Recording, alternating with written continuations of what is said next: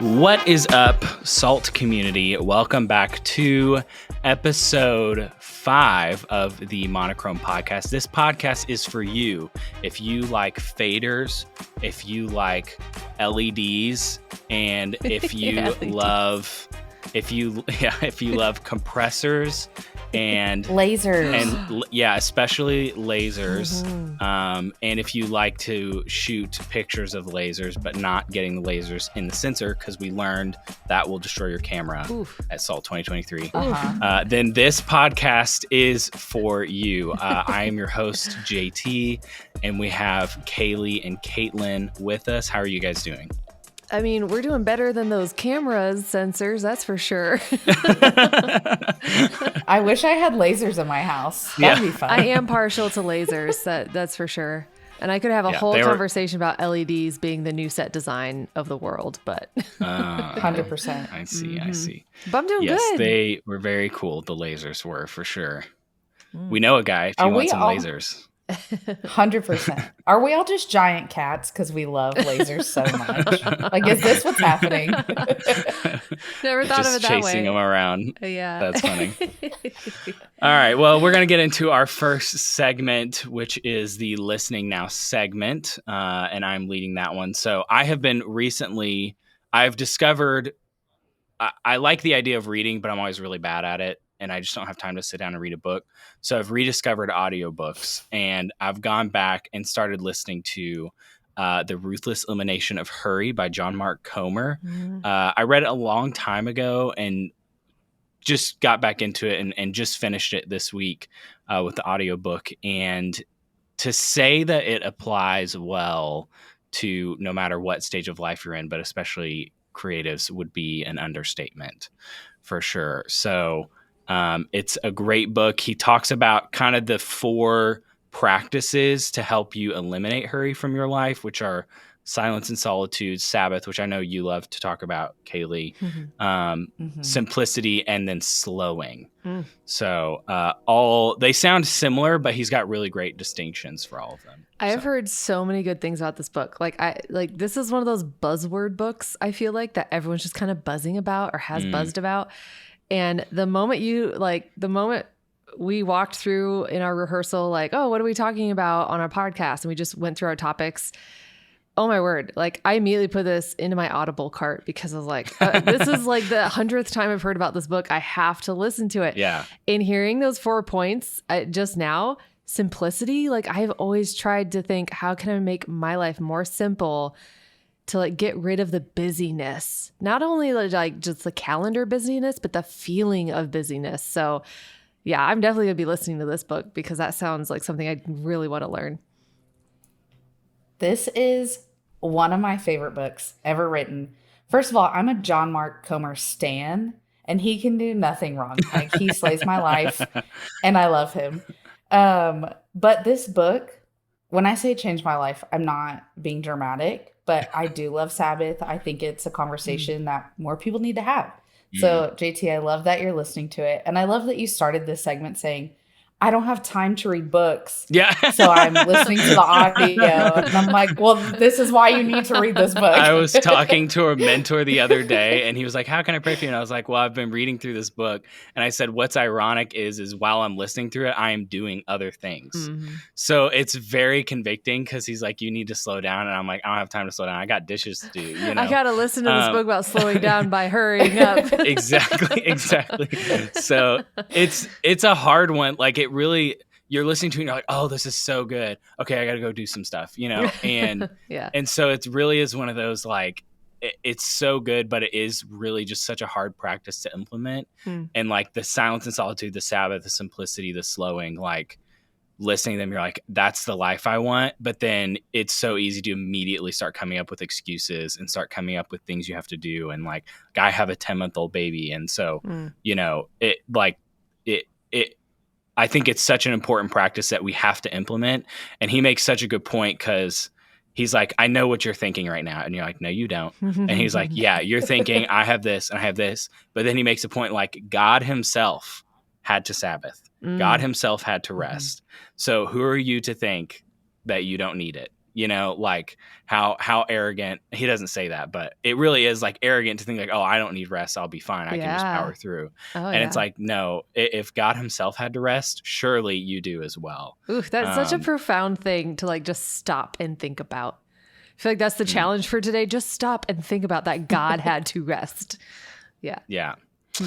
So anyway, I would highly, highly recommend going and at least listening to it, if not sitting down and reading through it, taking some notes, and implementing some of those practices of silence and solitude, which is just getting away and having quiet time, Sabbath, which is a set aside like 24 hours of just relaxing, spending time with family, no screen time, no consuming podcasts or media or any of that stuff, no TV, simplicity, which is just making your life simpler, having less stuff, having less complexity, and then slowing things down, and not being so rushed and buying into this hustle culture, which even exists in the church, which I'm sure many of us know. So we have 3 rules of church media teams that we want to tell you about. Number 1, never, ever judge each other's coffee choices.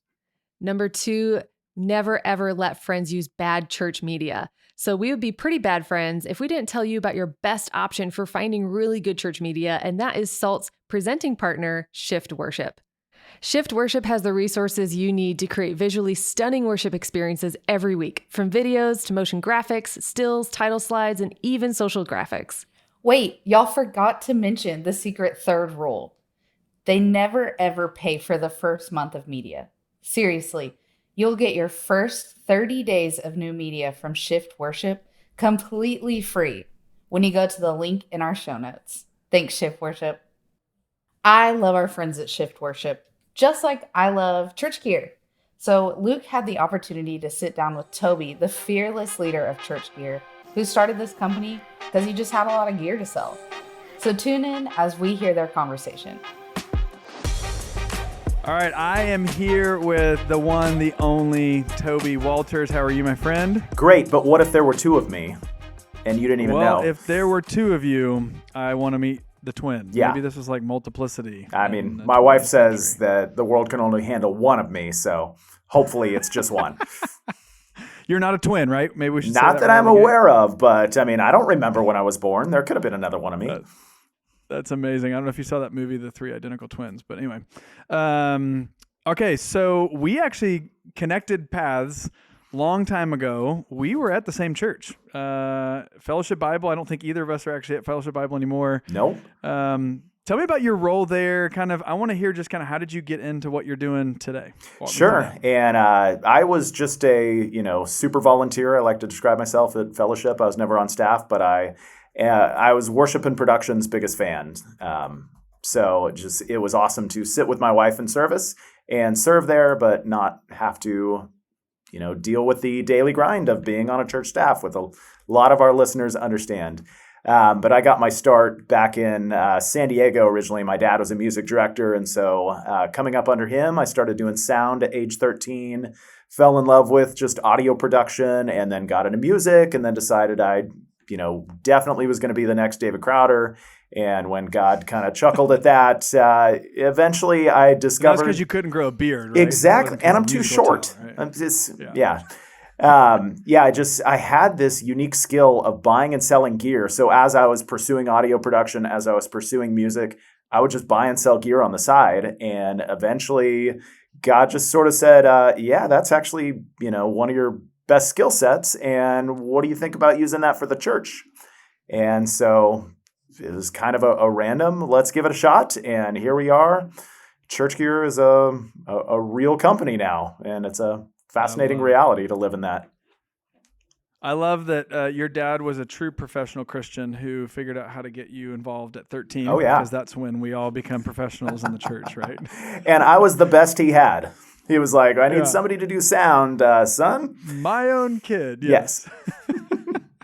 I love that. Okay, so give just a quick synopsis of ChurchGear. Sure. You kind of said this. You buy, sell gear. How many people work for you? How many churches have you guys been able to help over the last couple of years? Yeah, so, the original vision just stemmed from me being around church for my entire life, knowing that churches have just old unused gear and quality gear that just, it gets stuck in the closet, best of intentions, but church staff members don't have time, energy, resources to sell it all themselves.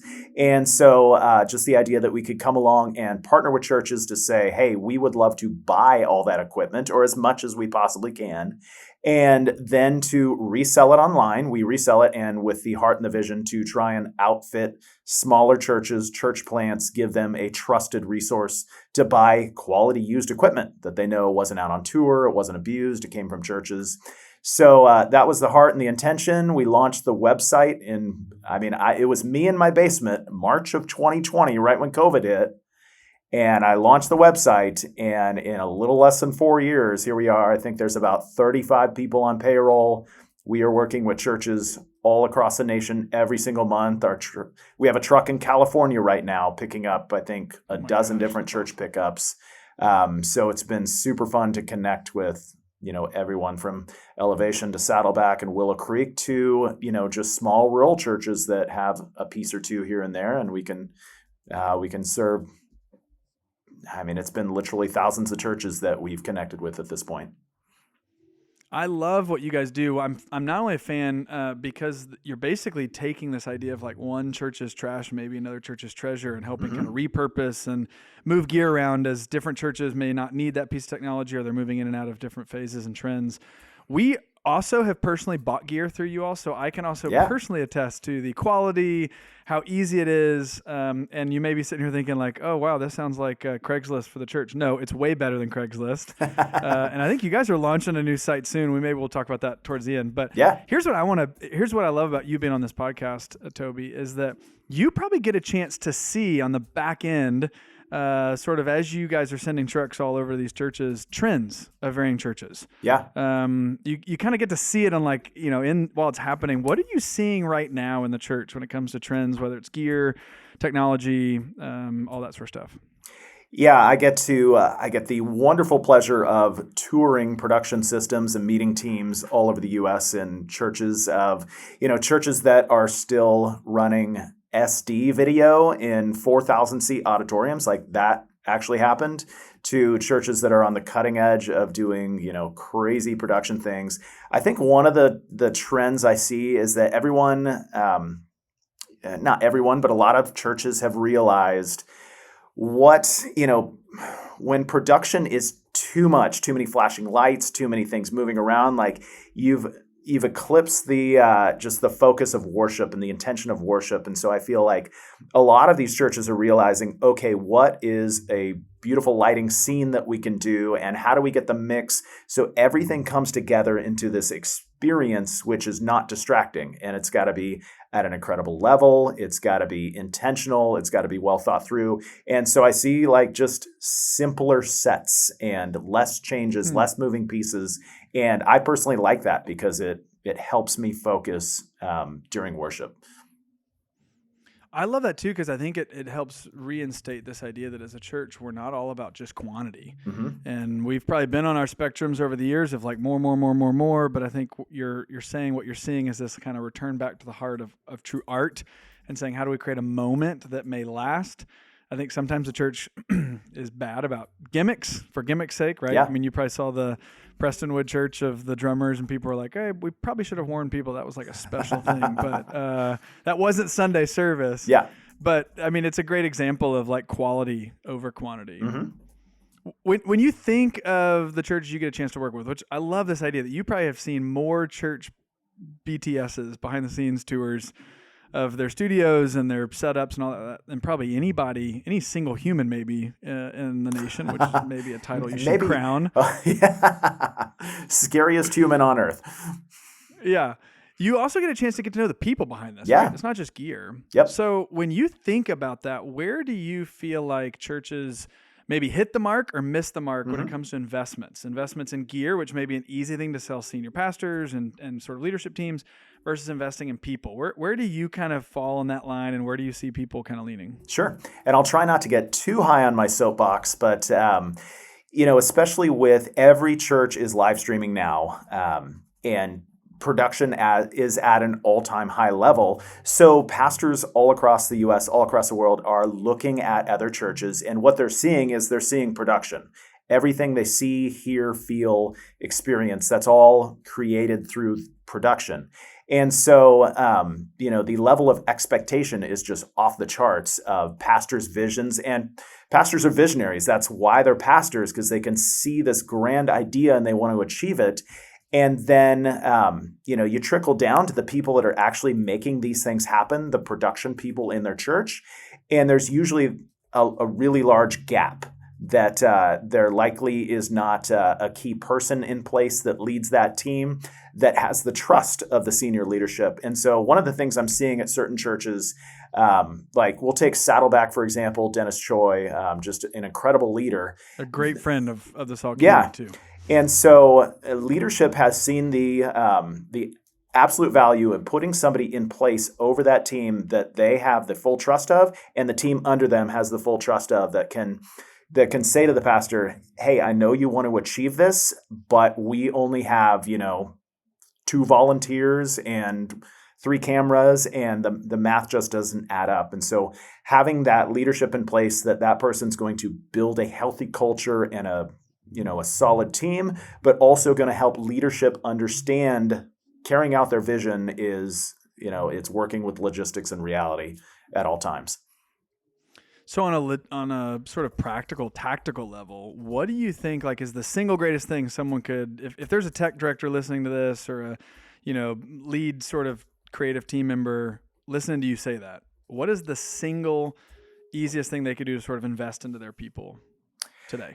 Yeah, I think there's a lot of just spending time together, having conversations. This has been something I've had to learn every single day, just starting a company with ChurchGear. Like, all of a sudden, I am leading people that I hadn't been doing much for a decade. So just the amount of time, the conversations, the honesty, the openness, and just trial and error. So to say to your team, okay, we're going to try this. It may not work. Please, give me some advice, give me some feedback, and then let's refine it. Let's be on the same team, but let's also be, clear about just the roles and duties to make sure that flows well. I want to maybe throw a little bit of a curveball at you, because you made a great comparison there that your team has grown. I mean, you said you're at 35 now. Mm-hmm. You've been very active in the church. And as you can probably imagine, many tech directors listening, tech teams listening, they got into a leadership role because they were really good at doing, right? Yeah. They may have been a good engineer. And so they were like, great, you can lead people now, which may not necessarily be an easy connection. Yeah. What is maybe something that you can speak to when it comes to capacity of a team, right? In businesses, capacity is, well, we have enough revenue or we have enough cash flow to sort of hire another person. Mm-hmm. But churches don't necessarily have that. Oftentimes the tasks far outweigh their ability of their teams. How do you help manage capacity of teams when you don't really have the resources to sort of throw more people at it? Yeah. One of the things that it was very hard to hear from me is asking my team, what things do I need to stop doing? And a lot of the answers was, you need to let go of trying to control every part of what we do in our jobs and trust us to do our jobs. And that was really hard to hear because, growing up, in your 20s and your 30s, you think you can do everything. You think you're the greatest worship leader ever. You're the greatest audio engineer ever. And so then to realize, well, I'm going to have to build people underneath me to do it because that's the only way that things multiply. So getting out from behind the soundboard and putting somebody in there that might not be qualified as you is a very scary endeavor, but that's the only way that you're going to grow your team. And obviously you want to have a certain level of expectation. If you put a 13-year-old like my dad did, and the senior pastor says, why does it not sound good today? It's because I put a 13-year-old with no training. But if you bring a 13-year-old, stand beside you, help teach them and develop them, and by the time they're 16, if they might be a pretty dang good audio engineer, and you're able to step out of that and to lead more people and develop up more and more, you got to make those hard decisions. Yeah. What is that? How do you convince leadership to say, hey, it's time to invest in people? I also think there could be a piece that if you want to go down this route, there's also an investment in gear that like, hey, this piece of technology or this tool, this gadget, as many technicians may go, yeah, I want this new mixer. I want this new console. I want this new piece of gear because it'll help shortcut all the time I spend here and there. But how do you convince leadership to say, hey, this investment of training, of capacity growth, of whatever is worth it? I think it absolutely has to start with trust. Does your leadership trust you? Have you built that trust? Have you, are you combative, argumentative? Do you constantly say like no, or do you constantly say yes and then you don't deliver? So have you built that trustworthy relationship that then you can say to your leadership, I understand your vision, and let me restate it to you so I know that I understand it. And then walk them through, okay, in order to achieve this vision, we need the right gear, we need the right people, and that's going to cost an investment. So, and you also have to have the trust of leadership that you're not just going to waste their money, that you're not just going to say, well, we need a D&B soundscape rig because I saw that at Prestonwood. They have one, and that's how they do it. Right. No, that you have... Like you've thought things through, you've talked to people, you've looked at different options, you've weighed different options, you come to them with 2 or 3 options to say, okay, in order to achieve this, we need at least this amount of gear, this would be a little bit better, and then we need these human beings. And we can pay them really cheap if you want, we can get them like college interns, but then if you're investing in gear but you don't have quality people running the gear, you know, it's all a balance to make those things. And then all the facts and figures are actually out there online. If you want to know what like a video director makes at the local news station, I think you could probably find that information on Google. And so you can look and say, okay, we're paying our current video guy that's 19 years old, we're paying him $41,000 a year, but top-notch video producers at local stations are making, you know, $100,000 a year. I'm not saying we need to pay somebody $100,000 a year, but I just want you to be aware and rejoicing all at the same time. Leadership has to be aware what quality production people cost, and how to actually like keep them part of your team long term. I love that you talked about trust, because I do think one of the things that's most apparent to me as I get to know younger tech directors or younger leaders in the church is that they haven't spent the time to really invest in saying, hey, how does your pastor understand that you're actually for all the things they're for? And sometimes we speak different language, right? Leadership speaks in very much ministerial numbers of, you know, how many lives are saved, or what is the attendance this week, or how many are engaged in small group, or how many are serving on a Sunday. But tech, we're engaged in, well, how many mistakes were had, or how few of times was feedback received, or how many miscues were fired. One of the things that a friend of mine who's a tech director in St. Louis said once, which I've always thought is so powerful, is as those in creative and tech ministry, we need to be really careful to say the word no. Mm-hmm. If a church leader or a pastor or an executive team member comes to you and says, hey, Toby, can you do this? Hey, Luke, can you take care of this? And you're like, I don't have capacity for that. Yeah. It's not actually great for us to say no. It's great to say yes, but can you help clarify, like, what is the priority this week? Because I've still got to get X, Y, Z done, and you haven't given me your sermon outline, so I still have to get that stuff done too. Mm-hmm. Help me prioritize, which helps them understand the sort of perspective that you're coming from. Mm-hmm. But then maybe even on the flip side, what you were talking about of kind of having the right resources, it's maybe even just sort of advocating for resources in their context too, right? Not just saying, I need this because this is what Prestonwood does. Mm-hmm. Hey, do we want to be like Elevation and Jesus Culture and Saddleback and North Point and Passion and all these sort of quote unquote church brands? But hey, I want this because I think it will shortcut how long it takes to train our staff or our volunteer team, right? Or I want to have this console because what I'm seeing is we can create templates and workflows and file formats that allow people to kind of customize their thing faster, and they won't have to spend as much time midweek, or our consistency will be better, right? Like help them understand it in their value points. Yeah. Not just in kind of what matters for you. Any thoughts on that? I had just a very interesting conversation with, I'll shout out Aaron Miller at Mission Hills Church in Littleton, Colorado. And one of the things I've seen a lot recently is that churches will get the same infrastructure in their audio mixers all across a campus. So they'll have the same thing in front of house, maybe a different size in broadcaster monitors. They'll have, so, if it's Yamaha infant structure, they'll have CL5 or CL3 in the youth room so that everybody knows that they can deploy, volunteers anywhere. And so that's a very intentional decision. Aaron did the opposite. He intentionally put different infrastructures all across the campus so that they could train up young volunteers to be prepared for anything. And so I thought, both are wonderful approaches to go to their leadership and say, like, we want to intentionally do these approaches so that we can raise up leaders and deploy people where we need and achieve your vision. But, you can go about it in very different ways. It's just have an intelligent, intentional plan to build trust with your pastor. Oh, I love that because, being gear agnostic means you're going to understand the path and the workflow regardless of the exact piece of equipment. And probably be a better well-rounded volunteer.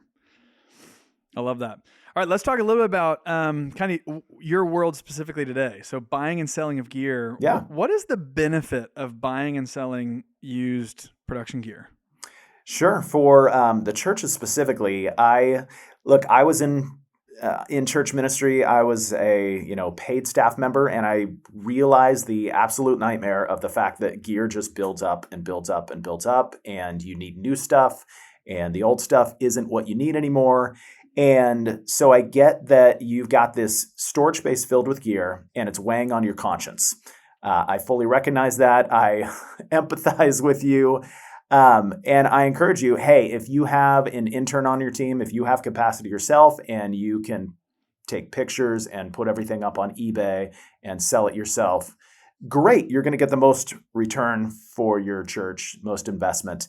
But if you're like most of the production leaders out there and you have 47 events this week and you have Easter coming and then you have camps this summer and then Christmas planning starts in August, that gear is going to sit there for the next 10 years with your best intentions, just passing it by over and over again. And so we want to be a resource to help you with that, make it as easy as possible because, Luke, like you said, like one church's trash, and we won't say trash because we know it's still quality gear, but like there are churches all over the U.S., like in your backyard that have nothing or have next to nothing for their production gear. They don't even know what they need, but that gear would serve their ministry and their unique needs perfectly. And so just to create this resource now for smaller churches to not just go onto eBay or go onto Craigslist and be like, well, maybe that looks good. Hopefully it'll work.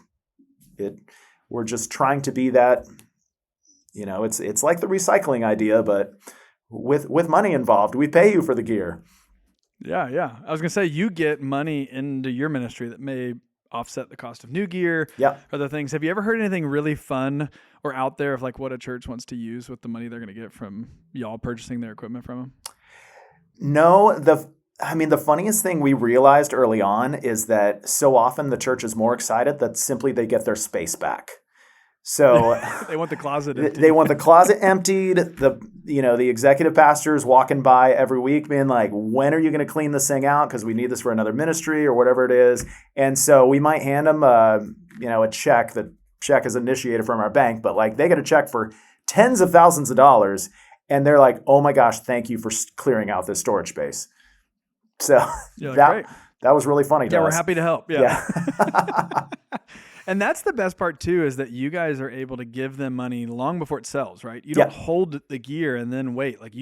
I remember when we first met you guys through Salt, I was like, wait, you literally pay them, Toby, before you ever sell it? So you're taking all the risk, which makes it even better. You don't even have to ask the intern to put it on eBay and hold it and then hope that person's still here, when they finally sell it. Yep. And that was kind of one of the things I debated a little bit with when I started the concept of the company. I knew that with churches, it's all about the relationship, whether they trust you and they believe that, you have a mission that they buy in with. And so as I was thinking, consignment or maybe like delayed payments, and I thought it's just never going to work, that I only want to start this if I'm able to simply pay up front for the gear. And so it's been a huge, scary thing for us to say, like, we have to sell the gear as fast as we get it in order just to keep purchasing gear from other churches that need us. I love it. All right. Well, in the limited time that we have left, what's something that you love to talk about, Toby, that no one ever asks you? What is like some knowledge or insight or topic that you love that, no one ever is like, oh, Toby's probably an expert on that? I mean, I could go with tacos. That's I feel like I'm one of the Earth's great taco connoisseurs. But I realize everybody has different opinions on tacos. I used to be, as I was trying to be the next David Crowder, I thought that I had all the insider information on the best opinions about music in the church. And now I would just say that, like, if you're not getting involved, if you're not on board with the mission of your church, then you're just going to start complaining. And so I just want to encourage everybody out there, like, just find the place at your church or your ministry that you just love being a part of and dive in and, like, be a blessing to your church, be a blessing to your pastor. And if you're struggling in your role, if you're complaining a lot, maybe you're just in the wrong role. So nobody asked me that, but I'll share that little encouragement. I love it. All right. Real quick, just because I'm curious and we're in the same town, where is your favorite Nashville taco? The best tacos in Nashville is Mas Tacos Por Favor in East Nashville. Okay, cash only, or used to only be cash. Now right? you can use a card. Now? They use, they That's take crazy. cards now.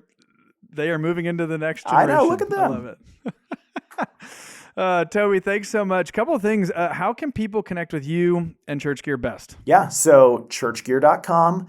And I'll just be the first one to say that we did not build the website robust enough 3.5 years ago, that we have outgrown our, and I'm not a web guy, so I'll say, the code that is this ChurchGear.com. So we are completely rebuilding ChurchGear.com. It's launching somewhere right around March 1st, and it will work this time. And you can actually purchase gear easily. So that is the best way to find us, ChurchGear.com. And I think we twisted your arm because I was going to say, we're big people who are like, hey, if you're going to come over here and tell your story and say, go visit the brand new ChurchGear, we're also like, can you please give our team something or our community something? Yeah, it was Salt 99. So 99% off everything. Was that? Oh, wait. I'm getting a word from my brand director. No, it is Salt 10. So SALT 10, Salt 10, and you get 10% off anything and everything. So you want to buy everything in inventory, it's 10% off the whole purchase. That's awesome. Yeah. And we do have the ChurchGear. I can't wait to see how many people try Salt 99 just to try it, We also have the ChurchGear podcast, and that's another way to find us on anywhere you get your podcasts. It's total buffoonery. It's much less professional and put together as the Salt podcast. But if you're looking. But you guys have a lot of familiar faces. I can say this to our Salt listeners. Those who have been a part of Salt Conference over the years, there's going to be a lot of voices that you guys have a lot of fun with on the show that have taught and stuff like that. So great call out there as well. But, Toby, thank you, my friend. Thank you for some time. And I hope everybody goes and saves 99% on all their used gear. And if it doesn't work, call Blake. There you go.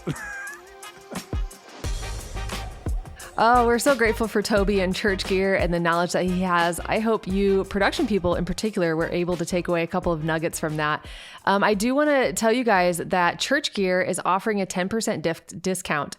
So if you visit their site, use the code SALT10 for 10% off. Now, I want to transition us into this beautiful moment that we have on a couple of our podcasts. We call it the pastoral moment, where we just want to take a chance as the SALT team to feed into your guys' soul. And today, maybe challenge your hearts a little bit.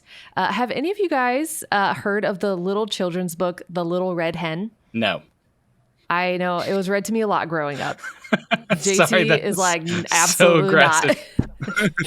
That was so abrupt. That did not feel pastoral to my soul. Welcome to youth group. Well, besides JT. Well, to fill you in then, The Little Red Hen is a children's book about this hen who does chores all around the farm. She asks the other farm animals to help her, and they all say no, especially at the very end. She goes to bake a cake. She asks for help. They say no. And when she is done baking this delicious dessert, they all want to eat a piece of it. And she's like, no, I'm sorry, you didn't help. And it is really a cautionary tale to teach children that you reap what you sow. And I have grown up with this book and the story in my head, and then it was flipped on me one day at church when a pastor was like, aren't we so glad that God's grace does not work that way? And it just blew my mind, because God's grace is the opposite. When he bakes that dessert, and even though we refuse to help, when we come to him with repentant hearts, with a humble heart, when we realize what we've done and we still come to him saying, can I please have a piece of that something? God doesn't say, no, you didn't help. No, God's grace is the opposite. And he says, here you go. I love that. Like, you can still be a part of it. I feel like that ties so well too into what we talked about with the Listening Now segment, because it's so easy to feel like we need to work and we need to do all these things in order to reap the reward and the benefit. And,